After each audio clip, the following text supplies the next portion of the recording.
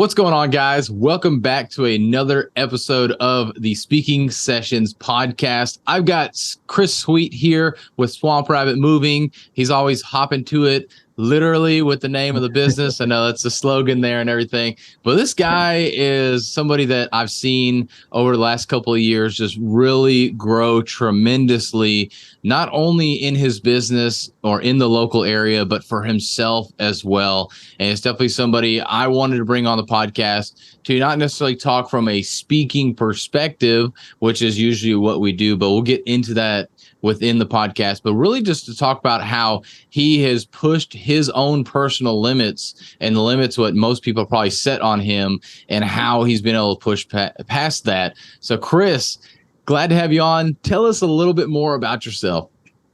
Man, I'm glad to be on. Thank you for having me. So my name's Chris. I got 3 beautiful daughters. I got a beautiful wife, 2 dogs that are crazy. Well, one's crazy, one's pretty lazy. I love fishing. I love pickleball, and I love business. I love growing a business. I love seeing what happens to a business when you just put forth a lot of effort and determination and watching it grow. That's really my passions in life. Man, and so give us this backstory, because I know everybody probably in Greenville, South Carolina knows who Chris Sweet is, but there's definitely people that are not in Greenville and don't know you yet, because you definitely are expanding the business like crazy right now. And so we'll see what we get into with that. But tell us like your background, because obviously you weren't at where you're at today. And it was not that long ago that you worked at BMW, being one of those jobs that you had before starting the business and everything. So kind of tell us this story of where you started to where you're at now, just an overview. Yeah, absolutely. So I started, born and raised in Greenville, South Carolina. Kind of hopped around all around the upstate, anywhere from Ren to East Side to Riverside to, all over pretty much the upstate. I've probably been to every school in the upstate I can imagine. Grew up, had a loving mother, had a loving father too, but he just had some personal issues. And later in life, my mom kind of fell down that rabbit hole, and got into a little bit of mess. And obviously, they say that it's hard to break that chain cycle. So inevitably, I kind of fell in that cycle as well for a little while, until, I just realized one day that I was meant for more. I started out my professional career as a specialized welder. Went to Greenville Tech, welded for probably 5, 6, 7 years, somewhere around there. Just got burned out. Was making good money, but just was working 7 days a week, 12 hours a day. And I had a buddy that I met through the recovery world. His name was Kyle Nowicki. He actually owns a moving company now as well, but he was working at another local moving company in the upstate area. I was like, hey, man, you should come try this out. It's an awesome environment. You get to hang out with the bros all day, essentially, and get to see new houses and get tips and get paid kind of well, too, as well. I was like, sure, whatever. Started there, and I just fell in love with moving. I love going to like these super nice houses that I've just never even seen in my life, and I loved the satisfaction of doing a great job for a client and getting a nice tip in return. And it was a lot of fun, and I just found a passion for moving. At that company, like I said, it was a great company, but I saw a few things that I could tweak. I saw the bridge between the management and the field staff was not there. Like the culture wasn't there. It was kind of like a point fingers kind of game instead of just work together as a team and come up with solutions. And I knew if I could bridge that gap that I would have something really special. And actually just take a few steps back, while I worked at Tiger Moving, I had gotten into a little bit of trouble, and I was actually driving a moped from Spartanburg, South Carolina, all the way to Lawrence Road, Greenville, South Carolina, every day for 4.5 straight years. And that's like a 45-minute drive, right? An hour and a half. Yeah. One way. And it didn't matter. I mean, I had a rain suit. If it was raining, I'd just throw my rain suit on and take off. I'd always keep my head down, too, because at that time I was a little embarrassed. I was like, man, I hope none of my friends see me. Obviously, everybody at work knew, but, I was just kept my head down and hopped on my moped and got to work. And so the reason why I brought that up is because I had formulated a game plan during that time, how I was going to start a moving company as soon as I got my license back. And the week I got my license back, I bought my first truck, and was doing side jobs for about a month. And then after that, I made it official, and that's where Swamp Rabbit Moving came from. It was actually October 13th. Our 3-year anniversary is coming up. It was October 13th, 2020. It was 8 days before my third daughter was born. And man, what a wild ride it's been. I've been super blessed, um, always humble, always grateful, but never satisfied. It's kind of Mm. like my motto. Um, Bought my first truck uh, for probably the first 3 to 4 months. We added 3 more trucks.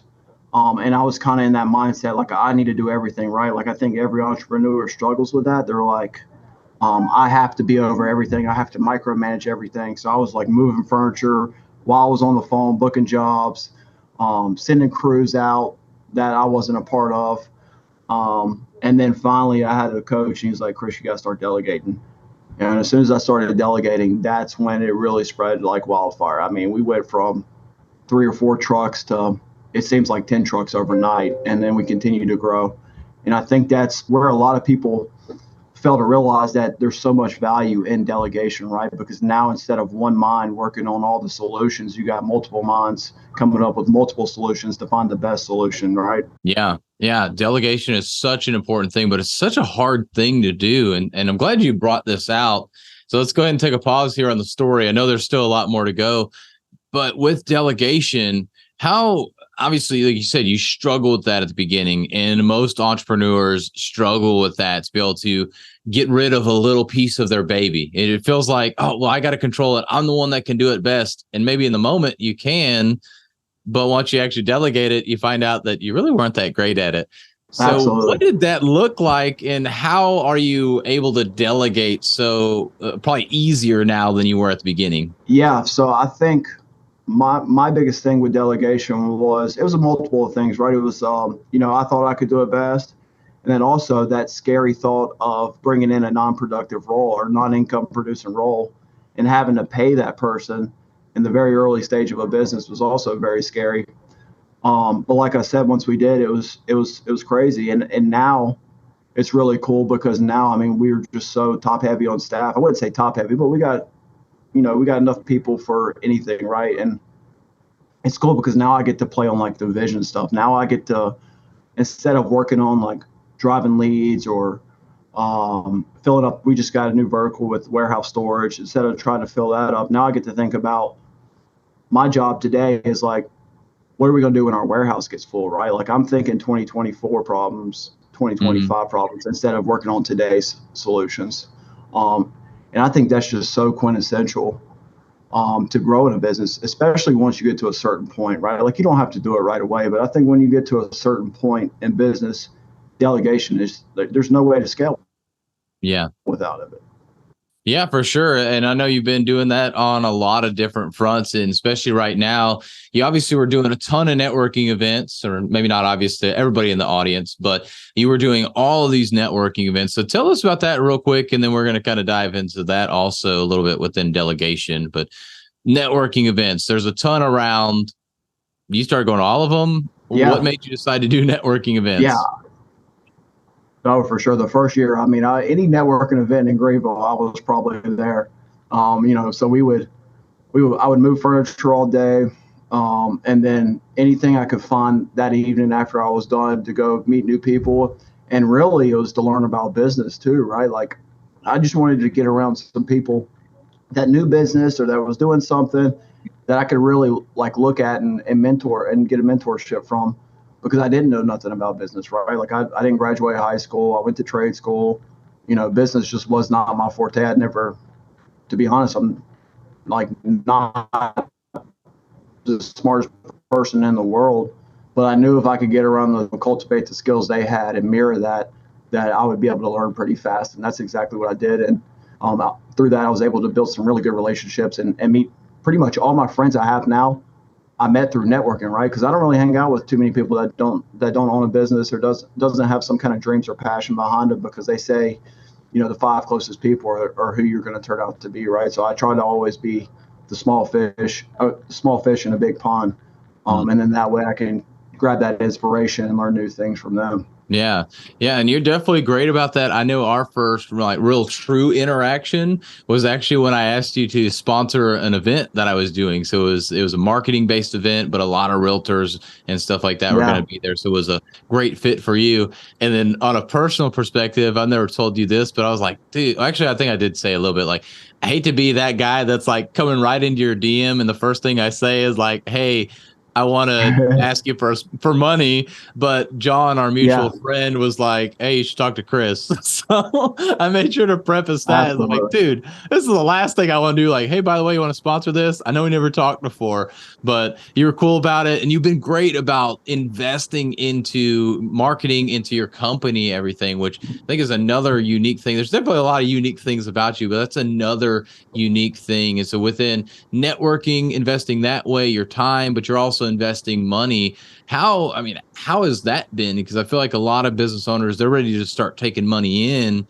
And I don't know where you're taking money in versus putting it out or investing it back into the business. But how Yeah. has that been as far as from a mindset, and how has that helped develop you and your business?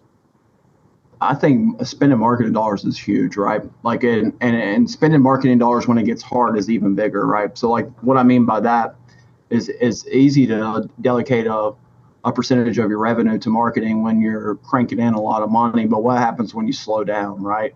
A lot of people, they make the mistake when, business starts getting slow, revenue slows down coming in, is that they first thing they cut is marketing, and that is like the biggest number one no that I think you could do in a business, right? Like, during tough times and during hard times when money's tight, that's when you need to be spending the most marketing dollars, I believe.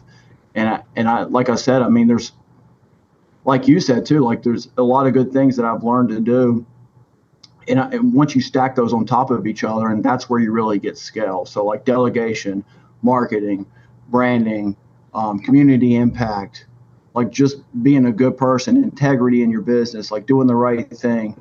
I think you stack a bunch of little things up, and that's what equals scale at a large size. Mm.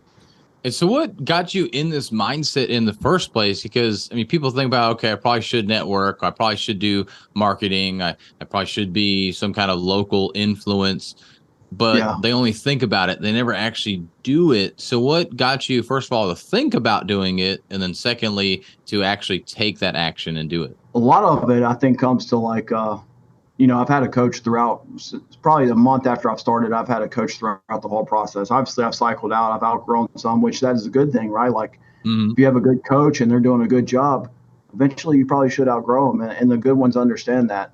But I think, yeah. So when I first got my first coach, we started talking about all this, and I was very hesitant. Like, it took me a long time to get over that hump to where I was actually doing it. But then once I did do it and I saw the results, I kind of built a thicker skin to, like, even as we scale now and our OPEX is a lot higher now, like, I know that where I want to go and my mission statement for the company, what I have to do it. So that just makes it so much easier. Once you've done it, once you have that mindset, and then also I kind of have I would say I would say it's a pro, but a lot of people say it's a con. I have a very impulsive, like, business sense. So if I think something, no matter what it costs or no matter what it does or whatever, I'm going to do it regardless, and I'm going to figure out. And I've lost a lot of money that way, but in those losses, I've learned a lot of lessons, right? So I think it's invaluable to kind of have that impulse reaction when it comes to business. Like, I'm not scared to throw some money on the line or put myself on the front line and try something new out and see what happens. Because I know if I don't get an ROI on it, I'll get an ROI on my knowledge about it, right? So either way, it's a valuable lesson. Yeah, for sure. And I really don't know which way, if you could say one way or the other is better. I would almost feel like from the visionary of the business, yeah, you want to have that person that is going to go out there and Yeah, risk it. And that's where you have that operations person, that integrator that comes that's in. what It's I was like, about all to right, say. let's reel you back in here. Let's make Yeah, sure we stay within some guidelines and everything. If so, for for sure, you sure. need to have that person that's the yin to your yang, so to speak, for sure. But I think that's Luckily now really, I do. Yeah, yeah, I yeah, have that's like a good. P&L. My operations guy, I mean, he's looking. We're going in our P&L meetings, and we're talking, and he has to hold me back sometimes because Yeah. my vision. outweighs reality sometimes. Yeah. And so how is that conversation? I bet that's a pretty tough conversation from both sides to be able to have. But how does that conversation look? I'm guessing it's not fist fights, but how does that No, conversation feel at the end of it when you both have to go back and forth and kind of fight for your side, if you will? it's definitely evolved, right? Like our conversations now don't look anywhere like our conversations did before. But now it's just more like we just come with data points. Like, I have an idea, and he'll map it out and say, well, I really don't think it's going to work out like you think it is, and this is why. And if it's a logical answer of why, then maybe we'll pivot our decision and maybe try something new, or maybe sometimes I still kind of override it and try it anyways, and usually I get burned. And then he'll look at me and say, I told you so. Oh man. Yeah, that's definitely a tough spot to be in, but that's good that like he's willing to put that out there and really shows your leadership as well that he's going to tell you what to do and then if you decide not to listen to it, obviously you're kind of the boss at the end of the day, so For sure. you can't fire yourself and it's not like he can fire you, but still it's cool that y'all have that relationship that you can go back and he can kind of see I told you so like try Yeah, to prove you that he was right and everything. But absolutely. It's very joking manner. I think it's super oh yeah. important that you empower your people to like really be able to have hard conversations. That's what it's all about. It's about, you know, being able to have those hard conversations, whether it's with a leadership team or staff member or vice versa, them having hard conversations with you. I think that open communication is crucial for Yeah. sure. And so, how do you think you've been able to have these tough conversations? Because there's so many companies around here, more so as they get bigger and bigger. But even with the small companies, it's tough to have those tough conversations, or even in your personal life, having those tough conversations is very difficult. So, how have you been able to nurture that kind of culture to be able to have those tough conversations? I have not always been great at it. That's something like one my biggest thing that I'm working on this year is not being passive aggressive, right? Like having those hard conversations. So it's something I've probably really just recently evolved into. And the way I did it was just practice, right? Like, you just start doing it and, they're a little weird at first and the message is not conveyed like it's supposed to at first, but you go back and relive that moment a little later on and figure out where you could have went a little bit better. And then you shoot for better next time, right? Hmm. Um, but my coach has really been working with me this year how to really step into that leadership role and have those really hard conversations. And it's honestly tough for me because I have a lot of people that are on my leadership team that I have close relationships or outside personal connections with, like my operations guys, my kid's stepdad. So like imagine those hard conversations; those are really hard. Yeah. But we have them, and it's really cool. It's cool that we can like know that we can have those, and still, outside of work, be good friends, right? Like Hmm. we go out to eat together. I mean, we spend a lot of time together, but we know that business is business, and here we need to have those hard conversations. And then outside of work, we can be friends and cordial and go about life like as we should. Yeah. And you being an entrepreneur and a business owner, it's obviously very hard to turn off that business conversation and thinking and talking about the business. And now you're working with people that you go share a meal with, that you go do things on a personal level. How are you able to keep that separate? Because that's such an important thing for all of us to learn. Yeah, that's another good thing I've been working on. I still not perfect at like my mind is always swamp rabbit moving. Like me and you, if you saw me at a networking event, I'm probably staring into space, thinking about what I could do with swamp rabbit moving. I'm thinking about the next vertical. I'm thinking about how to improve a process.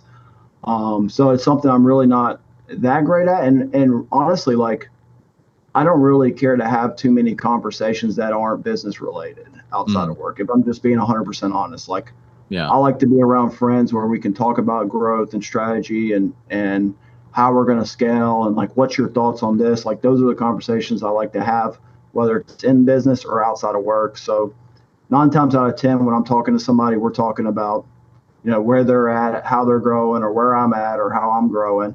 I haven't mastered the shut off switch yet. Maybe with my kids, I do. Like I'll take them fishing and I can shut off there, Hmm. or pickleball. Like the only time I really shut off my mind is when I'm involved in a hobby that I enjoy very much, or I'm spending time with my family. Okay. And Yeah. I was gonna ask that question, as I guess with your wife, because she works in the business, right? Or does she not? I forget. She came, yeah. When we had our daughter, she took some time off from what she was doing prior, and then this year she came to work as an HR in Swamp Okay. Rabbit Movement. Oh man, And so she's the one that can actually fire you then. she definitely can fire me, and she can kick my butt. Yeah. So how is that dynamic? Because I mean, most entrepreneurs are going to struggle when their wife is not in the business, but then your wife is in the business, and maybe it makes it easier, maybe it doesn't. But how are y'all able to have a quote unquote normal relationship where it's not business talk, and then also have like that business relationship as well? Yeah. Again, that's another thing that was just practice makes perfect, right? Like, Mhm. I think that's where a lot of people fall short as well in entrepreneur roles, that they want perfection before execution. That's Mm. never the case, right? You're never going to be perfect in anything you do right out the gate. It's always just about practice. So it's just trying to figure out her boundaries, and she tries to figure out my boundaries, and then just try to come to a happy medium in between. Yeah, I like that, perfection before execution. That's what most people think, and you have to have that execution for sure before you can get it to anywhere remotely like perfection. That's pretty Absolutely. awesome. Yeah, but I let's go think. back to go ahead. What were you gonna say? Oh no, you're okay. I think you got to have some kind of data to back up your decisions, right? But I Yeah. think that if you think you're going to be perfect in the situation, you're just dead wrong. Oh, Um, definitely. But we're in an instant gratification world now where I need it like that, or I needed it as I thought about it before I even put it into order. Like it should already yeah, been on its way. So we definitely have to absolutely, realize it's not instantaneous like that, especially when you're dealing with humans. for sure. Yeah. But let's go back to culture. So I know we've been kind of dabbling around all of this, but I would say you probably have one of the best cultures, at least in the upstate. And that's such an important thing. And I wholeheartedly believe why many people leave businesses is one, because of the manager, and two, because of the culture there. People will stay at a business for a certain culture, or if it's basically they need something, either the job itself needs to become such a pain that they decide to leave, even if they don't like it, or Yeah, the culture needs to be so well that they just can't leave because they're never going to get it somewhere else. So they need to basically see absolutely. that the grass is greener on the other side in Yeah, order for them to take that leap. So how have you went about developing this culture? Because I know you've I mean had the massive growth. So through this massive growth over almost 3 years, and you've had a location change, you've added an additional office that's like 3.5 hours away. Now you're not only doing moving, you're doing storage, so you're adding verticals within your business as well, but you've yeah, been able to maintain this culture. What do you think that success is? yeah. I think so. When it comes to culture, maintain is a tough word, right? Because culture, no matter how good it is, there's going to be little ebbs and flows, right? There's going to be little dips and valleys, and there's going to be huge hills, right? And that could be anywhere from, you just get one bad employee in, and it spreads like wildfire. Like they got a negative attitude, they show up to work negative, somehow they weaseled their way through the interview process. But as long as you catch it fast, it's very easy to get culture back up top.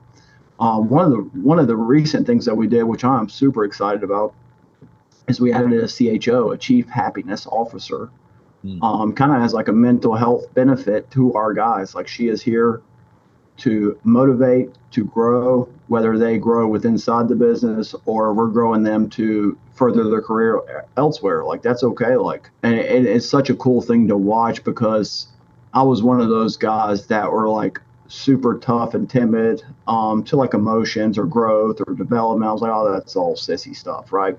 And to like be where I'm at now, where I'm like heavily involved in that and see where they're at and seeing them slowly chip away at their hard shell exterior and really get like excited and juiced up about coming and learning about work, about showing up to optional late night leadership meetings, taking time away from their family where they're not getting paid. It's optional. It's Mm. really a cool thing to see. I think when it comes to business, your best investment is your people, right? I Yeah. think, without investing in your people and making them feel loved and appreciated and feel like no matter what, like even at, we don't have a janitor, but even if we had a janitor, he's just as important as me, right? Because everybody plays a crucial role in our success. Yeah. And I think conveying that message is super important, and showing appreciation. Like, hey, you might be a mover, and Dustin might be the operations manager, but you're just as important as him, and we appreciate you just as much as we do him, because you're just as much as a part of our success as he is, right? Hmm. I think that's huge. Yeah. Yeah. Go ahead. Oh no, you're fine. Yeah. Well, I was going to say, you often see these operators, if you will, the movers in your case, where they're the ones that are kind of overlooked. Well, they're doing the day stuff. They're the ones that are Yeah, paid hourly. We can't focus on them. We need to work on leadership. And because they're on salary, we can then go put them in trainings and help them develop and grow, both from a business perspective, but then also a personal perspective. But we leave these operators out of the picture.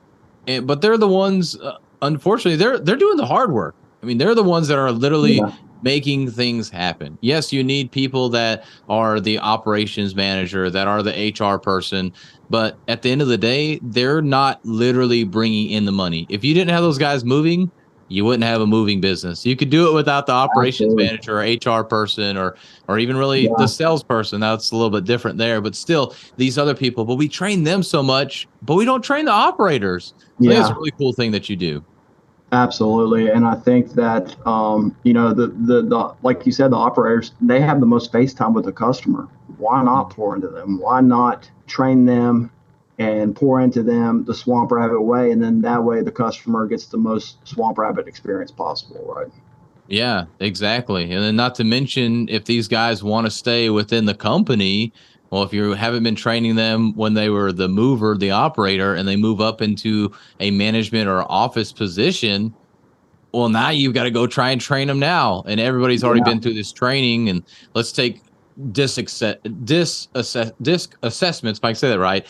For yeah, example, well, completely. everybody's done disc in the office, but nobody out in the warehouse has done that. Well, when they come in the office, like, oh, what are you?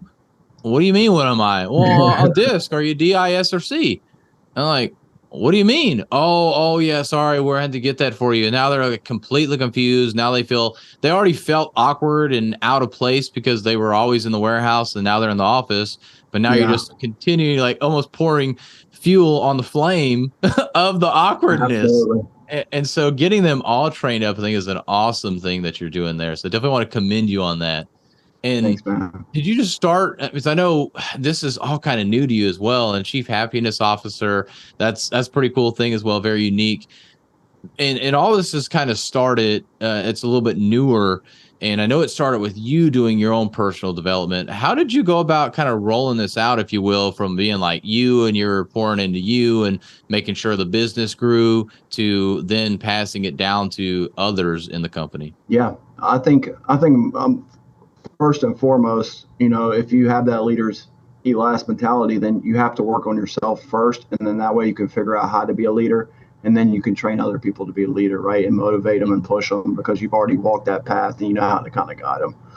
And then I just, like I said, from past experience with the other moving company, I just knew at first they had a great culture, and then the culture kind of went down, and I knew the flip, and I kind of saw where it flipped, and I just made my mind up right then and there that when I started my thing, that I was going to really invest in people. And we're huge into second chances. Like, we love giving second chances to people, because coming from my past, I've got hundreds of chances that I probably didn't deserve sometimes, and look at me now. Now I'm able to, you know do all kinds of things that are beyond my wildest dreams, right? Like, we're able to, dedicate a portion of revenue to a nonprofit, no matter what, whether we lose or make money. We're able to do quarterly meetups where we go back and give to a community. I'm able to invest mornings during the week going and mentoring guys. So I just think it's a good thing to be able to pour into your team, and I think it's super crucial. Yeah.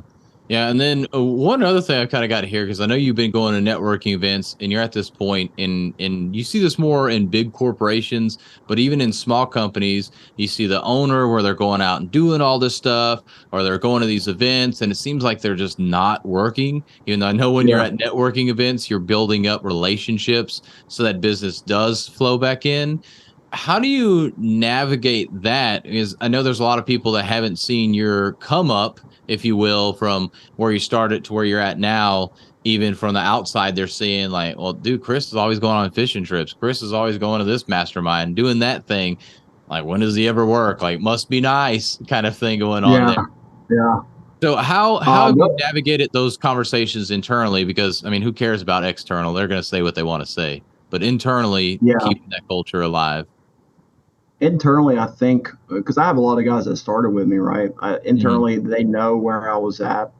They know how much work I put into this. I mean, when I first started, I would work 4 or 5 jobs a day just to build in revenue so I could buy another truck, right? Like I would work from 7 in the morning till 8 o'clock at night, and then I'd go to a networking thing or whatever the case may be. And a lot of those Mhm. guys seen that, and really, you know, I kind of explained to my guys like this is my role. Like my role looks a little different, and I'm not afraid to get back out there and move. I've done it here recently. Like I'm always down to roll my sleeves up and offer a helping hand, and I think that's where I get a lot of respect from the guys. Mhm. And I do a lot for my team. Like you know, somebody might have an issue or whatever, and even though you know they didn't work the hours or what, I'll help them out. Like you know, I'll give them some cash or whatever. I think they realize that where I'm at is where I'm supposed to be, and this is where it's best benefited for me to be in the business.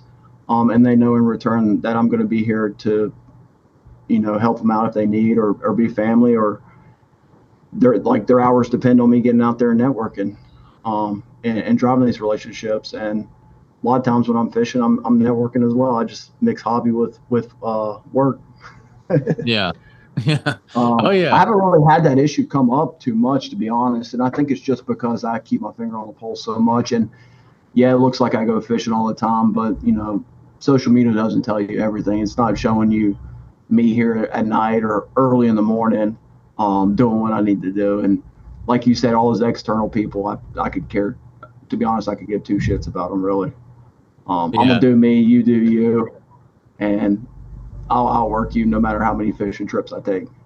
It's kind of my Exactly. mentality. Exactly, man. But no, that's awesome to see that you're still willing to roll up those sleeves, so to speak, and everything, and get out Yeah, there, which says a lot about your leadership, says a lot about the company culture. Because I guarantee there's other people, if not everybody in the office, that's willing to get out there and do something. Maybe they can't do everything because they just don't know yeah, how to, but they're willing yeah, to get out there and do something and not just sit in the office because, well, hey, I'm an office worker. I don't do that stuff. They're willing to get out there and help out. yeah, for sure. I mean, before I even jumped on this podcast, we had a storage inbound job that went a little late last night. We told the guys just to leave the truck loaded, and right before I jumped on, me and my operations manager are out there unloading the truck and the storage pods. Like, we'll do whatever. We've been there. I've been a mover for 4.5 years before I started Small Rabbit Moving. I'm not afraid to get out there and move, and neither is he. Yeah. Just because, like, we're not going to ask anybody to do what we wouldn't do or what we haven't done. Um, and I think that just goes a long way. Hmm. That's important. And so then I'm just curious from this perspective. I see companies do this differently.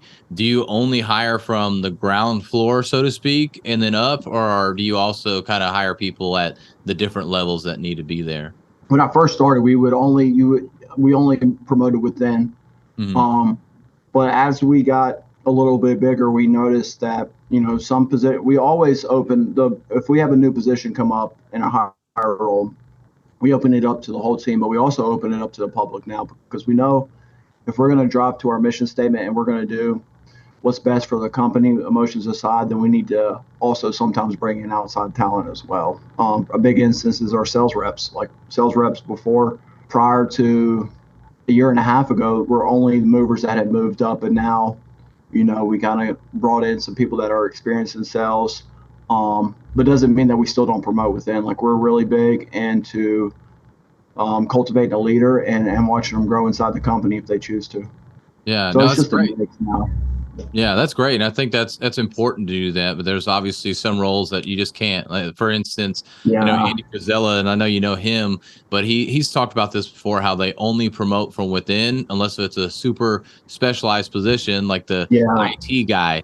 He's like, I or didn't have CFO anybody I or could something. bring into an IT role. Now, maybe Yeah, once he had somebody in place, he could if somebody was interested, but it's hard to, especially for your example, bring a mover into an IT role unless they went to school for that. So for sure. you gotta Absolutely. you gotta know what you can and can't. So that's really cool that you do that though, because I've noticed Absolutely. companies have better cultures that will kind of promote from within and trying to bring people into those positions versus, oh, we've got this new like high salary position, we're just going to bring somebody from outside, has no clue about Yeah, us culture, and just do it. There are times where you have to fill it from somebody from outside, but yeah, yeah, give that opportunity internal first and let everybody say, if no, that's not for me, I don't want to do that. And then you go outside. It's like, hey, we gave you the opportunity, but nobody bit for sure. or Yeah, anything. and So it depends on like you said, like you have to have the talent to fill the role, or yeah. you have to be close enough to where I can guide you to fill that role. So we find it's good to have like a Yeah. mix of people that are well experienced, and then a mix of people that we've brought up, and then that way they can feed off each other. Like especially in the sales world, our guys that have been movers that are selling now, they know how to quote a job. They know how long a job's going to take. Well, the Hmm. people that we brought in from outside, they know how to sell really well. We put those two people in the same room, and guess what? You just got dynamite. Yeah. Man, that is awesome. It's been awesome talking about like your company culture, how you've developed that. I know it's been really good value for people, but I do want to get to our last question here. And well, before I Okay. get to that, actually, let me ask, what's next for Swamp Rabbit? Because we talked about this massive growth over only 3 years, Yeah. but what's next that you want to let us know about? So I am actually I've switched my mentality, and Swamp Rabbit is actually just going to be like a legacy piece now, and I'm going to leave Swamp Rabbit where it's at and grow it to its fullest extent. Hmm. Um, but I'm also jumping into the acquisition world where I'm starting to purchase existing moving companies that are already profitable, already have brand recognition, and then just pump our systems and processes into it and watch them grow. So I'm super excited about that, and where that takes me. So just stay tuned and see what happens with it.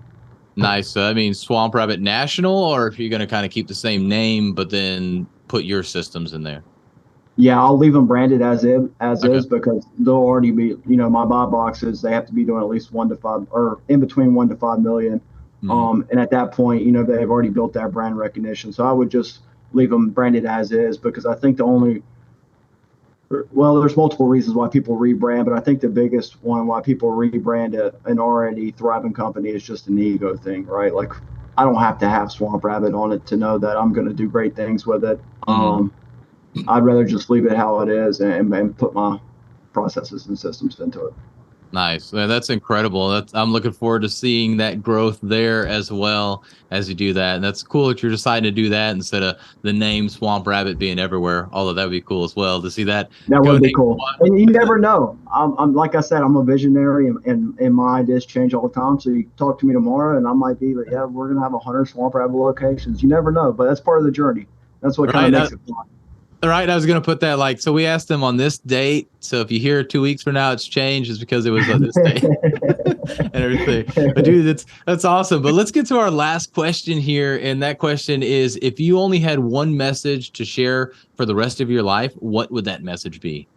Yeah, and when you brought that up, I got it word for word now. So my favorite quote of all time is "The Man in the Arena." So I'll read it really quick if I have time. Yeah. It is not the critic who counts, not the man who points out how the strong man stumbles, or where the doer of deeds could have done them better. The credit belongs to the man who is actually in the arena, whose face is mirrored with dust and sweat and blood, who strives valiantly, who errs, who comes short again and again, because there is no effort without error and shortcoming, but who does actually strive to do the deed, who knows great enthusiasms, the great devotions, who spends himself in a worthy cause, who at the best knows in the end the trump of high achievement, and who at the worst, if he fails, at least fails while daring greatly, so that his place shall never be with those cold and timid souls who neither know victory nor defeat. Theodore Roosevelt. Man, Every that's time I read it, it just gives me chills. yeah, same here, man. I just think about that and how I'm trying to apply that to my life or working to apply that to my life as well right now. It's just awesome. I Yeah, can definitely see how you're living that out for sure. Definitely a absolutely. message that you need to put in your own words at some point and share Absolutely. for sure. And I know you will. I know you will. I mean, that's how you are. You're just visionary. But Chris, this has been awesome getting to talk with you and interview you real quick and kind of getting a little bit more behind the scenes on who you are and what you've done with Swamp Rabbit. If people want to get to know you more, follow the rabbit or yourself, where's the best place for them to go? Yeah, so you can connect with me on Facebook. I have LinkedIn and Instagram profiles, but I'm an old soul, so I stick to Facebook. So you just look me up, Chris Sweet, shoot me a friend request, add me, send me a message, and I'd love to connect with you. Or you can shoot me an email, chris@swamprabbitmovement.com. Awesome. Well, Chris, thanks so much for coming on and sharing all this awesome value. Sounds good. Thank you for having me on, my friend.